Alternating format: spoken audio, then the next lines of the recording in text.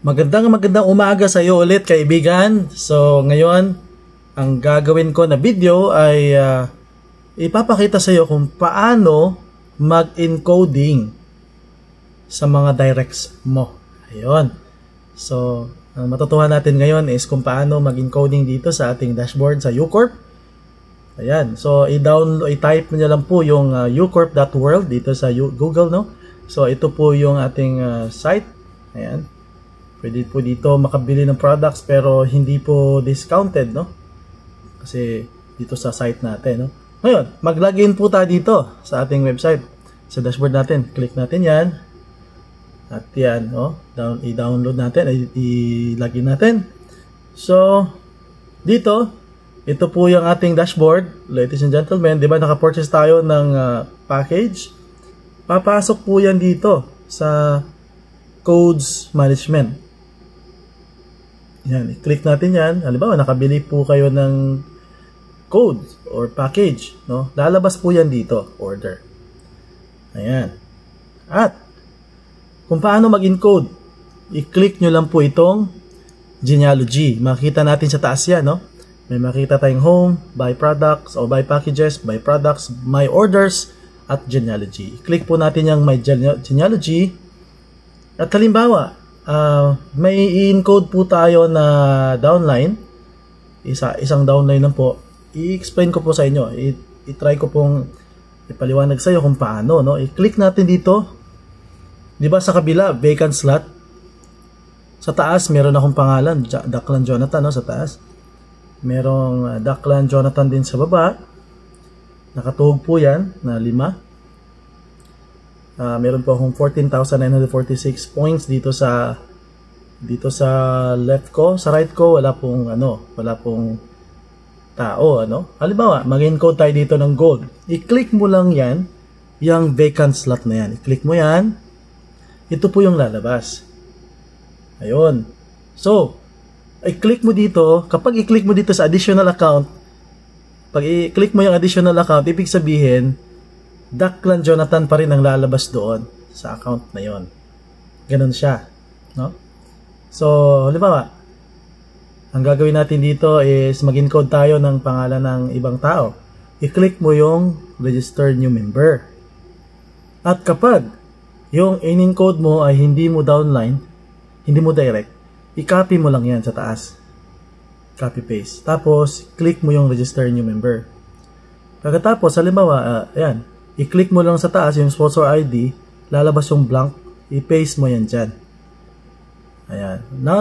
No result found kasi nga direct ko yung pangalan ko yung inopen ko at yung ID number. So, ganun. Kapag hindi mo downline, hindi mo direct, at ikaw nag-encode, ganun lang po yung gagawin po ninyo. Ayun.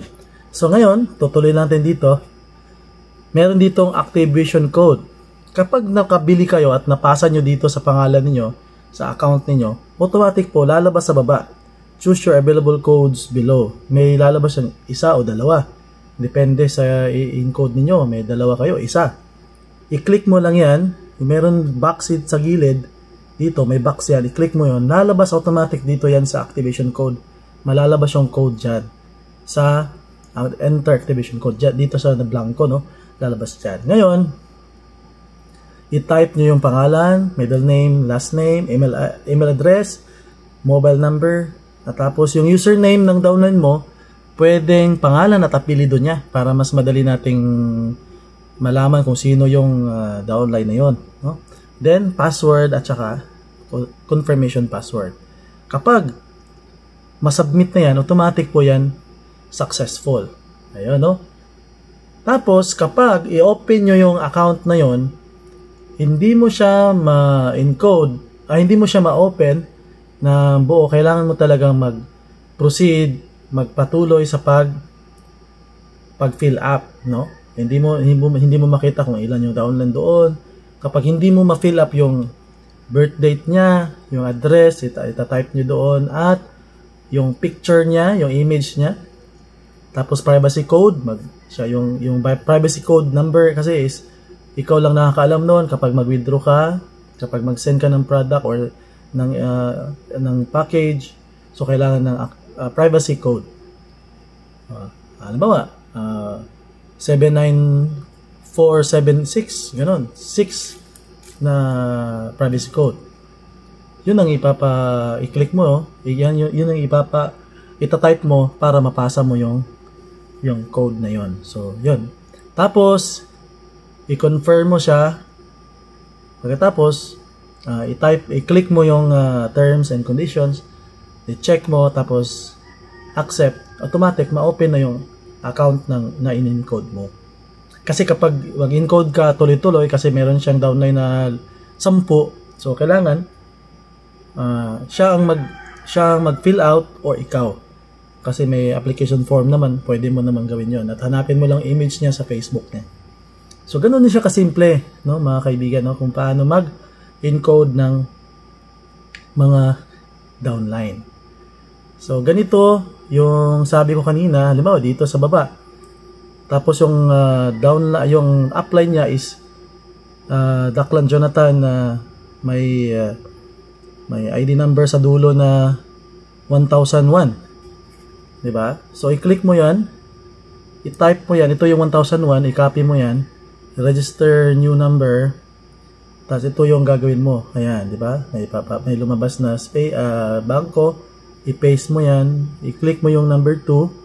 Ibig sabihin na si number 2 yung direct sponsor at siyang kikita ng direct referral doon sa in-encode mo. Kapag hindi mo gagawin 'yan, automatic papasok 'yan sa iyo. Baka maghanap yung downline mo sa kung saan yung direct referral niya, 'di ba? So ganun po, kailangan po natin gawin. Or para mas mabawasan or ma-prevent yung ganun na sitwasyon, kailangan i-open mo talaga kung sino yung direct sponsor ng mga in-encode po ninyo para maiwasan po yung pagkakamali. So ganun lang po kasimple. Maraming salamat sa panonood. I-share niyo po sa mga downloads niyo para matuto din po sila kung paano mag-encode sa dashboard nila dito sa UCorp dashboard natin. Ayun, so have a great day. More power to us. Go, go, go. Bye-bye.